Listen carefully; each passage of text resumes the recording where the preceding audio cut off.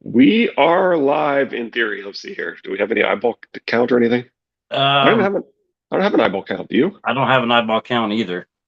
That's weird. Um, Let us know if we're live. yeah, yeah. Anybody? Okay, Oh, there there's we the go. There eyeball we go. count. Okay, There okay. we go. All right. All right. I have no doubt we're live now. We made it through the weekend. Hey, Charles. Um, Chris, of course, was first today with his greetings from the wall. I beat Sanji. I beat Lizzie. I beat Charles, so I'm doing good. Um, I had a really good birthday weekend. I did absolutely nothing except for cutting grass yesterday, which I couldn't put it off anymore. I am wearing my present, one of my presents Nice. from my uh, Chris the Crow. My favorite character of all time is Wolverine, and I'm not one to jump on the bandwagon More after. than Jamie? Yeah, if I could combine the two, I would be a happy man. But I was a Wolverine fan back in elementary school, or actually, yeah, or junior high ish, when the Frank Miller Limited Four came out. I mean, I was an original Wolverine fan before he became one of the most popular characters in comics around the world. So, not knocking anybody that jumped on the bandwagon late, but I am an original Wolverine. So I had a really good birthday weekend. Thank you for everybody for all the birthday wishes. I do appreciate it. Sorry again for missing book club on Friday. My 8-year-old is becoming a little bit harder to handle. Apparently my hands are tied at the moment till I can figure out something else to do with it. But we are doing Arya 9, A Clash of Kings today. I am old new dude. He is Richard York, Asher's True Son. I poked my head and into I poked my head into the book club on Friday. A little bit at the end there. yeah, All right, Chris go has on. told me you dropped in. Again to the book club. I do apologize, but I think I told him. My wife gets up at 2 o'clock on Friday morning to go into work, so she crashes pretty early on Friday night just from being tired. Now with Chris on the book club, I have no chaperone for Carter, so I can get on the book club. So as long as one of us is there, the other one is there in spirit. Maybe next week I'll get him to swap with me so I can get back on book club for one of them. I might bribe him. But if you've seen any of these, you know we start with the brains of the operation, which is Richard. He will say what he saw in the chapter, and I will jump in with my stupid stuff. I have said that at least 100 times, but I do not say it in my sleep, so it's a good thing. Okay. Take it away, Richard. Clash 47, Arya 9, Arya's third name. There's ghosts. I know there is. Hot Pie was kneading bread, his arms floured up to his elbows. Pia saw something in the buttery last night. Arya made a rude noise. Pia was always seeing things in the buttery. Usually they were men. Can I have a tart? She asked. You baked a whole tray. I need a whole tray. Sir Amory is partial to them. She hated Sir Amory. Let's spit on them. Hot Pie looked around nervously. The kitchens were full of shadows and echoes, but the other cooks and scullions were all asleep in the cavernous lofts above the ovens. He'll know. Quick thing. I don't know if I've said this before, but while I was in the Navy on submarine, um, you have on the watch, you have two guys sitting in the seats that are steering and controlling the depth of the submarine, which are lower enlisted men, usually E1 to E3. And then you have one behind them, which is the messenger of the watch. Messenger of the watch would go get coffee for the dive officer, the officer of the deck, the quartermaster. I mean, he would be the butt boys running around grabbing stuff. So if there was somebody we did not like and they wanted coffee, they ordered coffee at their own peril because we would spit in their coffee. Mm. So go ahead. And as Arya says, anyway, oh, hello, Pod, and Oh, hey, bud. I want to be a full of men, says Charles. Ah, very much. All Yes, right. they're full of semen. LOL. He will not. You can't taste spit. If he does, it's me they'll whip. Popeye stopped his kneading. You shouldn't even be here. It's the black of night. It was, but Arya never minded. If Pink Eye wakes and finds you gone, Hot Pie said. Pink Eye never wakes. His true name was Mebble, but everyone called him Pink Eye for his runny eyes. Not once he's passed out. Each morning he broke his fast with ale. Each evening he fell into a drunken sleep after supper, wine-colored spit running down his chin. Arya could wait until she heard him snoring, then creep barefoot up the servant's stair, making no more noise than the mouse she'd been. She carried neither candle nor taper. Cyril had told her once that darkness could be her friend, and he was right. Bran's going to learn that, but not until dance, even though he's going to already believe it when he visits John. Ah. If she had the moon and the stars to see by, that was enough. I bet we could escape, and Pink Eye wouldn't even notice I was gone, she told Hot Pie. I don't want to escape. It's better here than it was in them woods. I don't want to eat no worms. Here, sprinkle some flour. Here, sprinkle some flour on the board. Arya cocked her head. What's that? What? I don't. Listen with your ears, not your mouth. That was a war horn. 2 blasts. Didn't you hear? And there, that's the portcullis chains. Someone's going out or coming in. Want to go see? Gates of Harrenhal had not been opened since the morning Lord Tywin had marched with his host. There's always war horns when walls open. I guess 2 would be wildlings. Anyway. There you go. I'm making the morning bread, Hot Pie complained. Anyhow, I don't like it when it's dark. I told you. I'm going. I'll tell you after. Can I have a tart? No. She filched one anyway and ate it on her way out. It was stuffed with chopped nuts and fruit and cheese, the crust flaky and still warm from the oven. Eating Sir Amory's tart made Arya feel daring. Barefoot, surefoot, lightfoot, she sang under her breath. I am the ghost in Harrenhal. The horn had stirred the castle from sleep. Men were coming out into the ward to see what the commotion was about. The horn that woke the sleepers. Yep. Arya fell in with the others. A line of ox carts were rumbling under the portcullis. Plunder, she knew at once. The riders escorting the carts spoke in a babble of queer tongues. Their armor glinted pale in the moonlight, and she saw a pair of striped black and white Zorses. Pale in the moonlight, like symbolic others. And for more on Zorses, see one of our earlier episodes of Arya or something. Anyway. Yeah. As a chef, I really dislike Arya for taking the tart. Really? She's appreciating the fine work of the chef. Isn't that why they make a baker's dozen, so there's one to eat? Actually, it was because the king had been particularly adamant at the punishment for shorting people on a dozen, and bakers were extra careful to make sure they always had one extra. Because okay. if you were short, then you might be short ahead. She messed up the order. The bloody mummers. Arya withdrew a little deeper into the shadows and watched as a huge black bear rolled by, caged in the back of a wagon. Other carts were loaded down with silver plate, weapons and shields, bags of flour, pens of squealing hogs and scrawny dogs and chickens.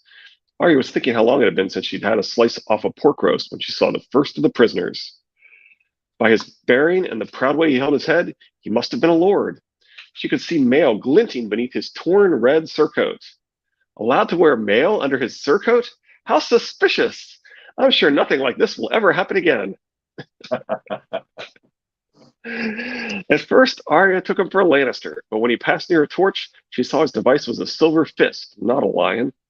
His wrists were bound tightly, and a rope around one ankle tied him to the man behind him, and him to the man behind him, so the whole column had to shuffle along in a lurching lockstep. Many of the captives were wounded. If any halted, one of the riders would trot up and give him a lick of the whip to get him moving again.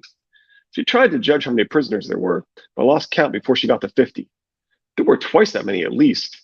Their clothing was stained with mud and blood, and in the torchlight it was hard to make out all their badges and sigils, but some of those Arya glimpsed she recognized. Twin Towers, Sunburst, Bloody Man, Battle Axe. The battle axe is for Kerwin, and the white sun on black is Karstark.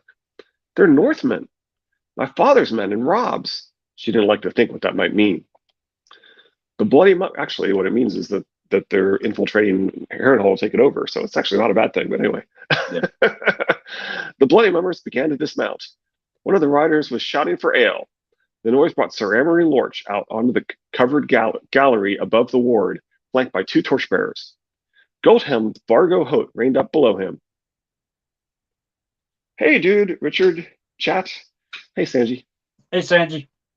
You do know that we all pride ourselves when we beat you to the comments. So thank you for that. Go helm Vargo Hoat right up below him. My lord Cathalan, the Fellsword said. He had a thick, slobbery voice as if his tongue was too big for his mouth. What's all this, Hoat? Sir Armory demanded, frowning. Captives! Ruth Bolton thought to cross the river, but my brave companions cut his band to pieces. I'm so glad you're reading that instead of me. Killed many and sent Bolton running. This is their Lord Commander Glover, and the one behind is their Aneth Frey. Sir Aneth Frey. There we go. Right. Sir Emery Lorch stared down at the roped captives with his little pig eyes. Very well, he said. Sir Cadwin, take these men to the dungeons. The lord with the mailed fist on his surcoat raised his eyes. We were promised honorable treatment, he began. Silence! Vargo Hoat screamed at him, spray and spittle. Sir Amory addressed the captives. What Hoat promised you is nothing to me. Lord Tywin made me the castle of Harrenhal, and I shall do with you as I please. He gestured to his guards. The great cell under the Widow's Tower ought to hold them all. Any who do not care to go are free to die here. As his men herded off the captives at spear point, Arya saw Pink Eye emerge from the stairwell, blinking at the torchlight. If he found her missing, he would shout and threaten to whip the bloody hide off her, but she was not afraid. He was no Whis. He was forever threatening to whip the bloody hide off this one or that one, but Arya never actually knew him to hit. It almost sounds like the Unsullied. Fray The Unsullied. Huh? This one or that one. Oh, This one or that one's like the Unsullied, isn't it? I don't know. I think they say this one a lot. Anyway. Still, it would be better if he never saw her. She glanced around. The oxen were being unharnessed, the carts up unloaded, while the brave companions clamored for drink and the curious gathered around the caged bear. In the commotion, it was not hard to slip off unseen. She went back the way she had come, wanting to be out of sight before someone noticed her and thought to put her to work. Away from the gates and the stables, the great castle was largely deserted. A swirling wind gusted, drawing a high, shivery scream from the cracks in the wailing tower. Leaves had begun to fall from the trees in the godswood, and she could hear them moving through the deserted courtyards and between the empty buildings, making a faint skittery sound as the wind drove them across the stones. So Woldudu probably thinks that's Godspeak talking to her. Yep. Now that Harrenhal was near empty once again, sound did queer things here. Sometimes the stones seemed to drink up noise, shrouding the yards in a blanket of silence. Other times the echoes had a life of their own, so every footfall became the tread of a ghostly army, and every distant voice a ghostly feast. The funny sounds were one of the things that bothered Hot Pie, but not Arya. Quiet as a shadow, she flitted across the middle bailey, around the Tower of Dread, and through the empty mews, where people said the spirits of dead falcons stirred the air with ghostly wings. She could go where she would. The garrison numbered no more than 100 men, so small a troop that they were lost in Harrenhal. Hall of 100 Hearths was closed off, along with many of the lesser buildings, even the Wailing Tower. Sir Amory Lorch resided in the castellan's chambers in King's Spire, themselves as spacious as the lord's, and Arya and the other servants had moved to the cellars beneath him, so they would be close at hand. While Lord Tywin had been in residence, there was always a man-at-arms wanting to know your business. But now there were only 100 men left to guard 1,000 doors, and no one seemed to know who should be where or care much. As she passed the armory, Arya heard the ring of a hammer. A deep orange glow shone through the high windows. She climbed to the roof and peeked down. Gendry was beating out a breastplate. When he worked, nothing existed for him but metal, bellows, fire. The hammer was like part of his arm. Cyril would approve. She watched the play of muscles in his chest and listened to the steel music he made. He's strong, she thought. As he took up the long-handled tongs to dip the breastplate into the quenching trough, Arya slithered through the window and leapt down to the floor beside him. He did not seem surprised to see her. You should be abed, girl. The breastplate hissed like a cat as he dipped it in the cold water. What was all that noise? Vargo Hoat's come back with prisoners. I saw their badges. There's a Glover from Deepwood Mott. He's my father's man. The rest, too, mostly. All of a sudden, Arya knew why her feet had brought her here. You have to help me get them out. Sounds like divine intervention to me. Gendry laughed. And how do we do that? Sir Armory sent them down to the dungeon, the one under the Widow's Tower. That's just one big cell. You could smash the door open with your hammer. While the guards watch and make bets on how many swings it will take me, maybe? Arya chewed her lips. We need to kill the guards. How are we supposed to do that? Maybe there won't be a lot of them. If there's two, that's too many for you and me. You never learned nothing in that village, did you? You try this, and Vargo Hoat will cut off your hands and feet the way he does.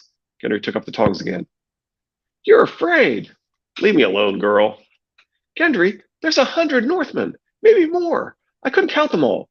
That's as many as Sir Armory has. Well, not counting the bloody mummers. We just have to get them out, and we can take over the castle and escape. Not counting the bloody mummers, there'd be enough to take over the castle. Huh. Almost as if the bloody mummers wouldn't be opposed to them. Well, you can't get them out. No more than you could save Lamy. Gendry turned the breastplate with the tongs to look at it closely. And if we did escape, where would we go? Winterfell, she said at once. I'd tell Mother how you helped me, and you could stay. Would milady permit? Could I shoe your horses for you and make swords for your lordly brothers? Sometimes he made her so angry. You stop that! Why should I wager my feet for the chance to sweat in Winterfell in place of Harrenhal? You know old Ben Blackthumb? He came here as a boy. Smith for Lady Went and her father before her and his father before him, and even for Lord Loston, who held Harrenhal before the Wents. Now he smiths for Lord Tywin, and you know what he says? A sword's a sword, a helm's a helm, and if you reach in the fire, you get burned, no matter who you're serving. Lucan's a fair enough master. I'll stay here. The Queen will catch you then. She didn't send gold cloaks after Ben Blackthumb. Likely it wasn't even me they wanted. It was too. You know it. You're somebody. I'm apprentice smith, and one day might be I'll make a master armorer. If I don't run off and lose my feet or get myself killed. He turned away from her, picked up his hammer once more, and began to bang. Arya's hands curled into helpless fists. The next time you make, put mule's ears on it in place of bull's horns. She had to flee, or else she would have started hitting him. He probably wouldn't even feel it if I did. When they find who he is and cut off his stupid mule head, he'll be sorry he didn't help. He has a mule head like Maya Stone and her mules in the Vale. She was better off without him anyhow. He was the one who got her caught at the village. But thinking of the village made her remember the march and the storeroom and the tickler. She thought of the little boy who had been hit in the face with the mace, of stupid old all for Joffrey, of Lobby Green Hands. I was a sheep, and then I was a mouse. I couldn't do anything but hide. Arya chewed her lip and tried to think when her courage had come back. Jockin made me brave again. He made me a ghost instead of a mouse. She had been avoiding the Lorathi since Whisa's death. Chiswick had been easy. Anyone could push a man off the wall walk. But Whis had raised that ugly spotted dog from a pup, and only some dark magic could have turned the animal against him. Yoren found Jockin in a black cell, the same as Virgin Biter, she remembered. Jockin did something horrible, and Yoren knew. That's why he kept him in chains. If the Lorathi was a wizard, Virgin Biter could be demons he called up from some hell, not men at all. Well, you know, there are those that think that Biter is not really a man. Yep, as I was getting ready to say. Hall of 30-something hearts. Says Lizzie. Yeah. Jockin still owed her one death. In old Nan's stories about men who were given magic wishes by a grumpkin, you had to be especially careful with the third wish, because it was the last. Chiswick and Whis hadn't been very important. The last death has to count, Arya told herself every night when she whispered her names. But now she wondered if that was truly the reason she had hesitated. So long as she could kill with a whisper, Arya need not be afraid of anyone. Once she used up the last death, she would only be a mouse again. With Pink Eye awake, she dared not go back to her bed. Not knowing where else to hide, she made for the godswood. She liked the sharp smell of the pines and sentinels, the feel of grass and dirt between her toes, and the sound the wind made in the leaves. A slow little stream meandered through the wood, and there was one spot where it had eaten the ground away beneath the deadfall. There, beneath rotting wood and twisted splintered branches, she found her hidden sword. She basically wishes for more wishes, just in a really clever way. Yeah, effectively. Extremely effective. Gendry was too stubborn to make one for her, so she had made her own by breaking the bristles off a broom. Her blade was much too light and had no proper grip, but she liked the sharp, jagged, splintery end. Whenever she had a free hour, she stole away to work at the drill Syrio had taught her, moving barefoot over the fallen leaves, slashing at branches and whacking down leaves. Sometimes she even climbed the trees and danced among the upper branches, her toes gripping the limbs as she moved back and forth, teetering a little less every day as her balance returned to her. Night was the best time. No one ever bothered her at night. Arya climbed. Up in the kingdom of the leaves, she unsheathed and for a time forgot them all, Sir Amory and the mummers and her father's men alike, losing herself in the feel of rough wood beneath the soles of her feet and the swish of sword through air. A broken branch became Joffrey. She struck at it until it fell away. The queen and Sir Ilan and Sir Meryn and the hound were only leaves, but she killed them all as well, slashing them to wet green ribbons. When her arm grew weary, she sat with her legs over a high limb to catch her breath in the cool, dark air, listening to the squeak of bats as they hunted. Through the leafy canopy, she could see the bone-white branches of the heart tree. It looks just like the one in Winterfell from here. If only it had been.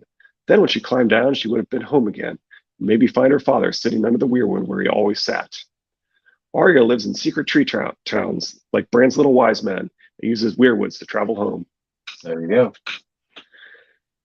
Shoving her sword through her belt, she slipped down branch to branch until she was back on the ground. The light of the moon painted the limbs of the weirwood silvery white as she made her way toward it, but the five-pointed red leaves turned black by night. Arya stared at the face carved into its trunk. It was a terrible face, its mouth twisted, its eyes flaring and full of hate. Is that what a god looked like? Could gods be hurt the same as people? I should pray, she thought suddenly. That also sounds like divine intervention, or at least inspiration. There you go. Arya went to her knees. She wasn't sure how she should begin. She clasped her hands together. Help me, you old gods, she prayed silently.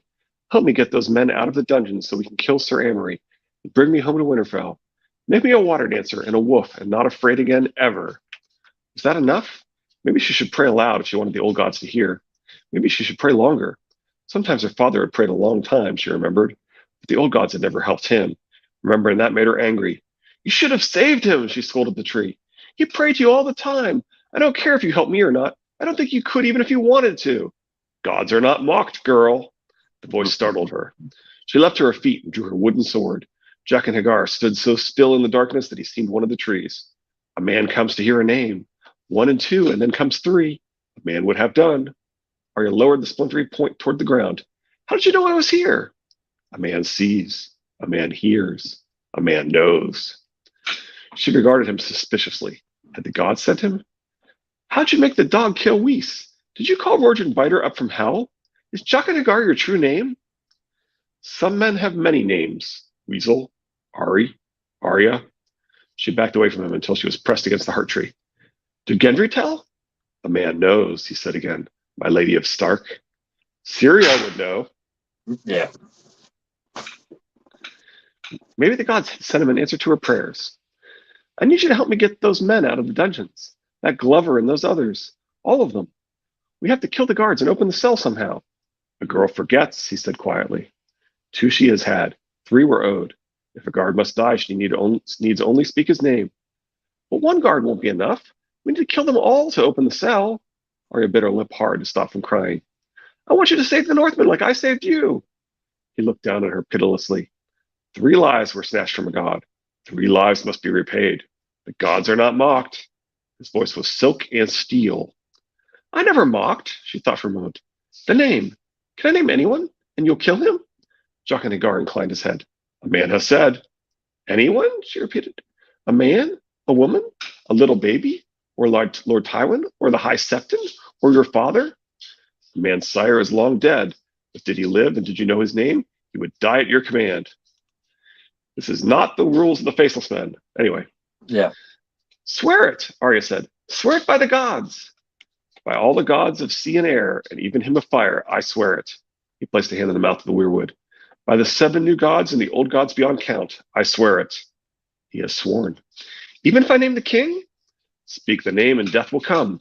On the morrow, at the turn of the moon, a year from this day, it will come. A man does not fly like a bird, but 1 foot moves and then another, and one day a man is there, and a king dies. He knelt beside her, so they were face to face. A girl whispers if she fears to speak aloud. Whisper now. Is it Joffrey? Arya put her lips to his ear. It's Jaqen H'ghar. Even in the burning barn, with walls of flame towering all around and him in chains, he had not seemed so distraught as he did now. A girl. She makes a jest. You swore. The gods heard you swear. The gods did hear. There was a knife in his hand suddenly, its blade thin as her little finger. Whether it was meant for her or him, Arya could not say. A girl will weep. Or a girl will lose her only friend. You're not my friend. A friend would help me. She stepped away from him, balanced on the balls of her feet in case he threw his knife. I'd never kill a friend. I like that she's ready to dodge the knife. Yeah. He seemed one of the trees, Lady Thistle says. Interesting. What she was talking to the tree. I mean, granted, he was standing there when she was talking to the tree, but he was talking to the tree, but he seems to know Yeah, the and the things way he that she. says he sees and he knows, that almost sounds as if he's able to look into the past and trace Arya and see her through magic. Hmm. Jack's smile came and went. A girl might name another name then, if a friend did help? A girl might, she said, if a friend did help. The night vanished. Come. Now? She'd never thought he would act so quickly. A man hears the whisper of sand in a glass. A man will not sleep until a girl unsays a certain name. Now, evil child. I'm not evil. I'm not an evil child, she thought. I'm a direwolf and the ghost in Harrenhal. Despite the hour, Harrenhal stirred with fitful life. Ox carts, oxen, and horses had all vanished from the yard, but the bear cage was still there. It had been hung from the arched span of the bridge that divided the outer and middle wards, suspended on heavy chains a few feet off the ground. Some of the boys in the stables were tossing stones to make the bear roar and grumble. Across the ward, light spilled through the door of the barracks hall, accompanied by a clatter of tankards and men calling for more wine. A dozen voices took up a song in a guttural tongue strange to Arya's ears. They're drinking and eating before they sleep, she realized. Pink Eye would have sent to wake me to help with the serving. He'll know I'm not abed. But likely he was busy pouring for the brave companions and those of Sir Amory's garrison who had joined them. The noise they were making would be a good distraction. The hungry gods will feast on blood tonight if a man would do this thing, Jockin said. Sweet girl, kind and gentle, unsay one name and say another and cast this bad dream aside. I won't. Just so. He seemed resigned. The thing will be done, but a girl must obey. A man has no time for talk. Sure sounds like he's from Bravos with his just so talk, doesn't it? Yeah. A girl will obey. What should I do? 100 men are hungry. They must be fed. The Lord commands hot broth. A girl must run to the kitchens and tell her pie boy. Broth, she repeated. Where will you be? A girl will help make broth and wait in the kitchens until a man comes for her. Go. Run. Hot Pie was pulling his loaves from the oven when she burst into the kitchen, but he was no longer alone. They'd woken the cooks to feed Vargo Hoat and his bloody mummers. Serving men were carrying off baskets of Hot Pie's bread and tarts. The chief cook was carving cold slices off a ham. Spit boys were turning rabbits while the pot girls basted them with honey. Women were chopping onions and carrots. What do you want, Weasel? The chief cook asked when he saw her. Broth, she announced. My lord wants broth. He jerked his carving knife at the black iron kettles hung over the flames. What do you think this is? Though I'd soon as piss in it as serve it to that goat. Can't even let a man have a night's sleep, he spat. Well, never you mind. Run back and tell him a kettle can't be hurried. I'll have to wait here until it's done. Then stay out of the way. Or better yet, make yourself of use. Run to the buttery. His ghostship will be wanting butter and cheese. Wake up Pia and tell her she'd best be nimble for once if she wants to keep both of her feet. She ran as fast as she could. Pia was awake in the loft, moaning under one of the mummers, but she slipped back into her clothes quick enough when she heard Arya shout. She filled 6 baskets with crocks of butter and big wedges of sticky cheese wrapped in cloth. Here, help me with these, she told Arya. I can't, but you better hurry or Vargo Hoat will chop off your foot. She darted off before Pia could grab her. On the way back, she wondered why none of the captives had their hands or feet chopped off. Maybe Vargo Hoat was afraid to make Robb angry, but he didn't seem the sort to be afraid of anyone. Male under a surcoat and they all kept their feet? What could it all mean? I got there. The theory, one of the theories out there is that the Bloody Mummers was created by Oberyn Martell, and the story of having a hand or a foot cut off was specifically put out there for what they do to Jaime, being as well. That's just what they do type situation. Sure. Could be. Hot Pie was stirring the kettles with a long wooden spoon when Arya returned to the kitchens. For a moment, she thought maybe she should tell him, but then she remembered the village and decided not to. He'd only yield again. Then she heard the ugly sound of Orge's voice. Cook, he shouted. We'll take your bloody broth. Arya let go of the spoon in dismay. I never told him to bring them. Roar wore his iron helmet with a nasal that half hid his missing nose. Jockin and Biter followed him into the kitchen. The bloody broth isn't bloody ready yet, the cook said. It needs to simmer. We only now put in the onions and... Shut your hole or I'll shove a spit up your ass and we'll baste you for a turn or two. I said broth and I said now. Hissing, Biter grabbed a handful of half-charred rabbit right off the spit and tore into it with his pointed teeth while honey dripped between his fingers. The cook was beaten. Take your bloody broth, then. But if the goat asks why it tastes so thin, you tell him. Biter licked the grease and honey off his fingers as Jock and Hagar donned a pair of heavy padded mitts. He gave a second pair to Arya. A weasel will help. The broth was boiling hot and the kettles were heavy. Arya and Jaqen wrestled one between them. Vorsh carried one by himself, and Biter grabbed two more, hissing in pain when the handles burned his hands. Even so, he did not drop them. They lugged the kettles out of the kitchens and across the ward. 2 guards had been posted at the door of the widow's tower. What's this? One said to Vorsh. A pot of boiling piss. Want some? Jaqen smiled disarmingly. A prisoner must eat too. No one said nothing about Arya come up. It's for them, not you. The second guard waved them past. Bring it down, then. Inside the door, a winding stair led down to the dungeons. Vorsh led the way, with Jaqen and Arya bringing up the rear. A girl will stay out of the way, he told her. The steps opened onto a dank stone vault, long, gloomy, and windowless. A few torches burned in sconces at the near end, where a group of Sir Amory's guards sat around a scarred wooden table, talking and playing the tiles. Heavy iron bars separated them from where the captives were crowded together in the dark.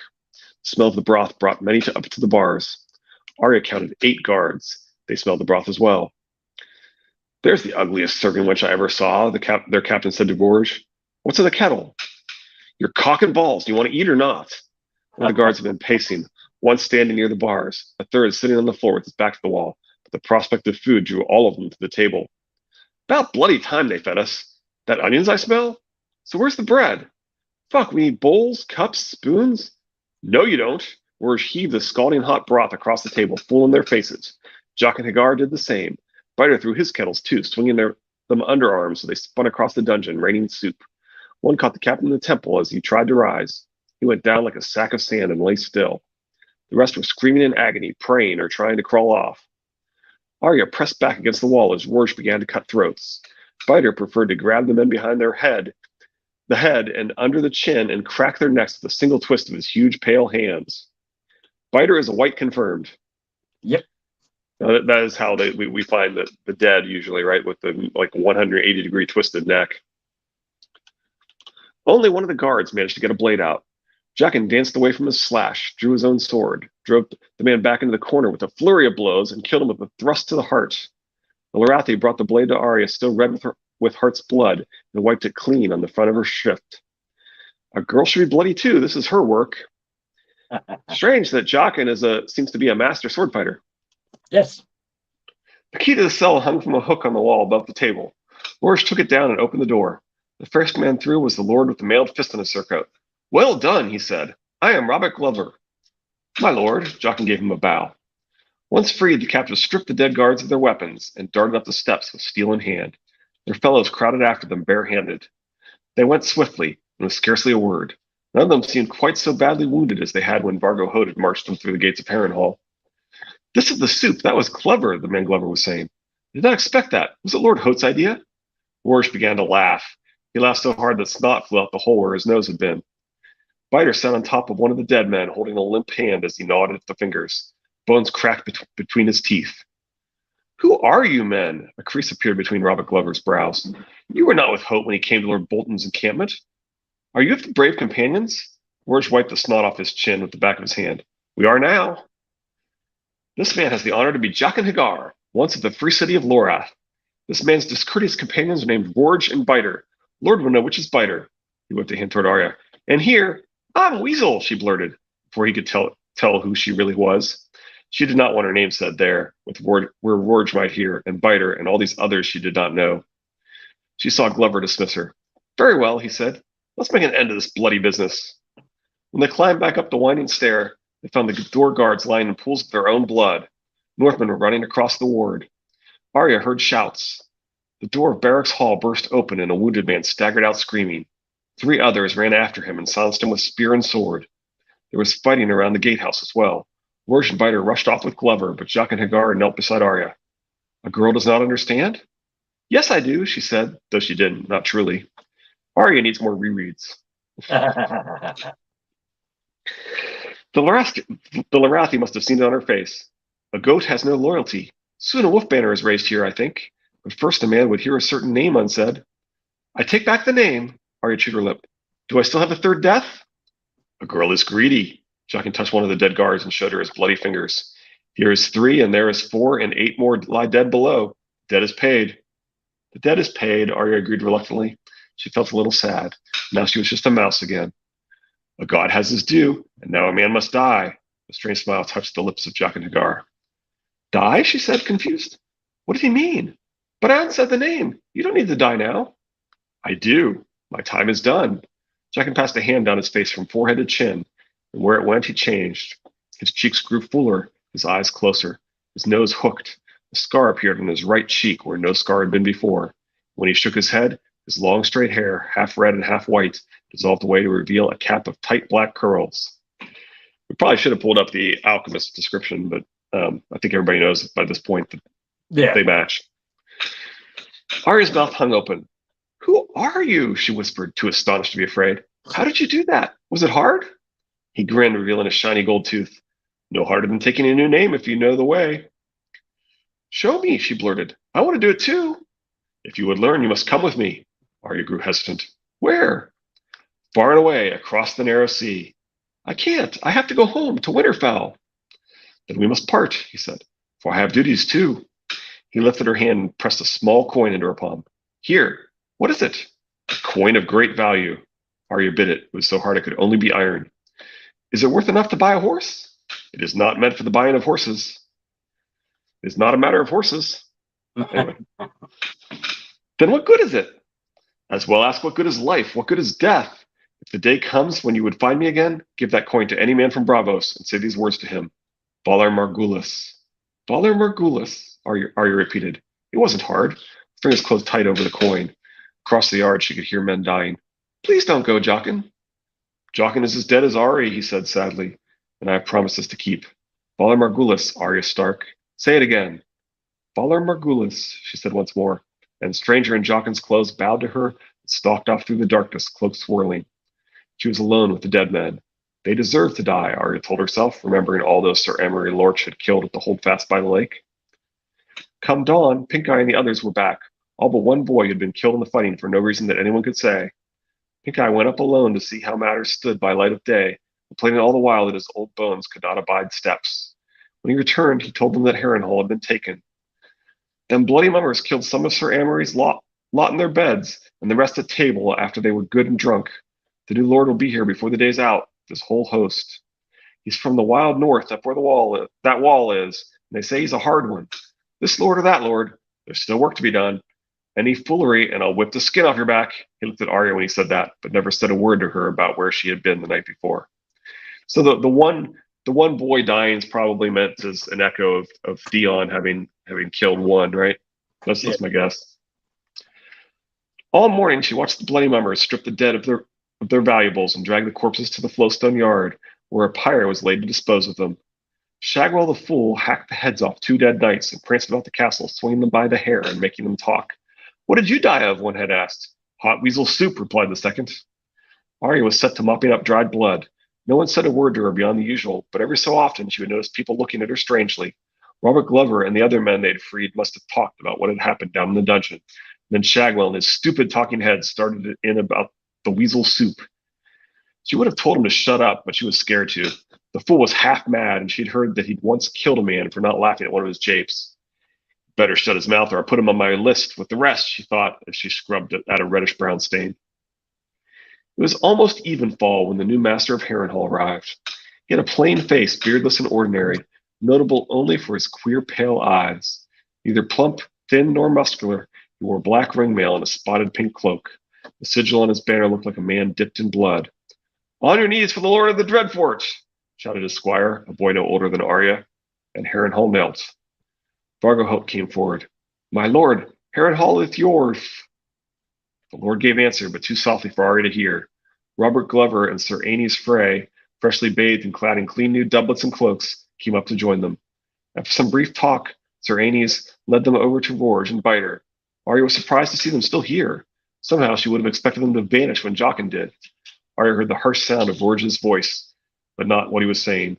Then Shagwell pounced on her, dragging her out across the yard. My lord, he sang, tugging at her wrist. Here's the weasel who made the soup. Let go, Arya said, wriggling out of his grasp. The Lord regarded her. Only his eyes moved. They were very pale, the color of ice. How old are you, child? All hail Lord Leech.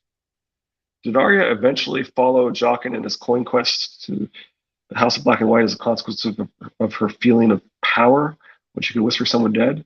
So she could learn the skills to do it all herself? Yeah, I think that's the idea that she's interested in that. It's Yeah, I would agree. pretty spot on. How old are you, child? She had to think for a moment to remember. 10. 10, my lord, he reminded her. Oh, sorry. 10, my lord, he reminded her. Are you fond of animals? Some kinds, my lord. A thin smile twitched across his lips. But not lions, it would seem, nor manticores. She did not know what to say to that, so she said nothing. They tell me you are called Weasel. That will not serve. What name did your mother give you? She bit her lip, groping for another name. Lummy had called her Lumpyhead. Sansa used Horseface, and her father's men once dubbed her Arya Underfoot. She did not think any of those was the sort of name he wanted. Nymeria, she said, only she called me Nan for short. You will call me my lord when you speak to me, Nan, the Lord said mildly. You are too young to be a brave companion, I think, and of the wrong sex. Are you afraid of leeches, child? They're only leeches, my lord. My squire could take a lesson from you, it would seem. Frequent leechings are the secret of a long life. A man must purge himself of bad blood. You will do, I think, for so long as I remain at Harrenhal, Nan, you shall be my cupbearer and serve me at table and in chambers. This time she knew better than to say that she'd sooner work in the stables. Yes, your lord. My lord. The lord waved a hand. Make her presentable, he said to no one in particular, and make certain she knows how to pour wine without spilling it. Turning away, he lifted a hand and said, Lord Hote, see to those banners above the gatehouse. 4 brave companions climbed to the ramparts and hauled down the line of Lannister and Sir Amory's own black manicore. In their place, they raised the flayed man of the Dreadfort and the direwolf of Stark. And that evening, a page named Nan poured wine for Roose Bolton and Bargo Hote as they stood in the gallery, watching the brave companions parade Sir Amory Lorch naked through the middle ward. Sir Amory pleaded and sobbed and clung to the legs of his captors until George pulled him loose and Shagwell kicked him down into the bear pit. The bear is all in black, Arya thought, like Yoren. She filled Roose Bolton's cup and did not spill a drop. And the old bear avenged Yoren. Oh, I got it. Up next, Clash 48, Daenerys 4, The House of the Undying. I like this chapter. That's a pretty good chapter. Yeah, I like it. It's kind of annoying that she promises to say a different name, and yet she doesn't get to say a different name. But he did give her a lot of depth. So yeah, I guess he's right. Like 9 or 10. Well, yeah, it'd be 8 down there plus 2. So she got 10 people. Yeah. So. Yep. Now I think it's odd that he was willing to forego the reason he is in Westeros to take her to the House of Black and White if she wanted to go right then. He was willing to take her all the way to Braavos to the House of Black and White before he goes to Old Town. Have you heard the theory that Arya is the foretold faceless man, basically? The Messiah for the faceless man? Yeah, basically, yeah. No, I haven't heard that. The idea is that most of these people have this whole things are coming up that that foretell the end of the world, and there's the savior coming and so forth, and so the question is Arya in fact the savior for the faceless men, and that they recognize her, right, because as their Azor Ahai, basically. Yeah, every region or whatever, they have their story of a Azor Ahai type figure. It would make sense that the faceless men have their own version of that. Right. And the importance that he gave her of taking her to the House of Black and White right then and there, I would tend to agree. It seemed, because his job in Old Town to get to the old books and everything seemed to be important. But the fact that he was willing to just put that on hold to take her to the House of Black and White, take her to Braavos, and then go to Old Town, she's a pretty important person. Yep. And if 1 in 1,000 is a skin changer, and then 1 in 1,000 skin changers is green seer. So I mean, the 1 in 1,000 being a skin changer, they have to come across quite a few skin changers just walking around. Hell, just in King's Landing alone. Sure. So for her just to be a skin changer to make her important, there's other skin changers. I mean, so I like the idea that she is their foretold Azor High type figure. Yeah, I like that a lot. I don't know. Or at least they think she is. Yeah, they think she is. She might be their downfall. You never know. After certainly. I don't know if she's gonna finish training and wins the winter, or when she's gonna make it back to Westeros to be riding on the back of Nymeria, leading a wolf pack into war. I can't wait to see that on the page. I hope we see that on the page. And of course, she keeps being associated with Nymeria, and there's a couple different things with Nymeria, right? She sails west, but she also marries and is sort of the founder of a powerful house as well, right? So, so you could easily see that going either way. Yeah, I don't know. The only person I see Arya marrying would be Gendry. Of course, yeah. Even in this chapter, she is looking at him, even though it doesn't specifically say, but the way she's looking at his muscles and everything, there is that. I mean, even though she's 10, I'm not getting gross or anything, but she does have that crush. Sure. That childhood crush on Gendry. Which, I mean, I don't blame her. I'd have the crush too. I mean, dude is like a young Conan the Barbarian type figure. So, I mean, well, we've certainly been told that that he looks like Renly and Robert in his youth, and that they were looked like horned gods and so forth, right? So, yeah. Well, when I think of Robert and Renly, just the description alone automatically make me think of Conan the Barbarian with dark hair, blue eyes, big muscles. It's always a little spot on that Renly refers to himself as a poor copy of Robert. Yeah, that's true. He's a slightly smaller version, but he's still a large man. I mean, don't get me wrong. He's supposed to be what, 6'2", something like that, 6'2", 6'3", and still muscular, broad shoulders. So I wouldn't mess with him. I mean, he kicked my ass for sure. But that's it. Got anything else? No. Okay. We're right there at our 48-minute mark. So good. I mean, we're doing pretty good. I want to thank everybody for joining us today. It was pretty much just a straight read through. There wasn't too much added to it. We do appreciate you hanging out. We will be back on Wednesday with Danny. Was it Danny 4? The House of the Undying, which is probably one of my. Pod's thinking that maybe his first task was actually to take out Ned, and that his goal was to be with Ned going north, and then when Ned was already taken care of, then maybe he was he's now free to take Arya back potentially. Although he's making it sound like he actually does have something that he needs to get to. Right. He specifically says he has duties that are required of him, but he was willing to drop the. I agree with Pod. I mean, that was probably the reason for him being in the Black Cells, to be picked to go to the Night's Watch, to go north with Ned, to let Ned die while he's in the north, possibly, to where it can't be blamed on the Lannisters. And then go to Old Town. So I agree with Pod. That's completely plausible. Preston has this theory that he's actually trying to get the Bloodraven. Oh wow, I haven't heard that one. I'm not sold on that. It's just an idea. Yeah. Anyway, I'm not really sold on any of these theories. They're interesting, but I don't. None of them speak to me as clearly the best interpretation. Yeah. Well, with the secondary characters, I mean, there's a lot of interpretation and there's a lot of guessing.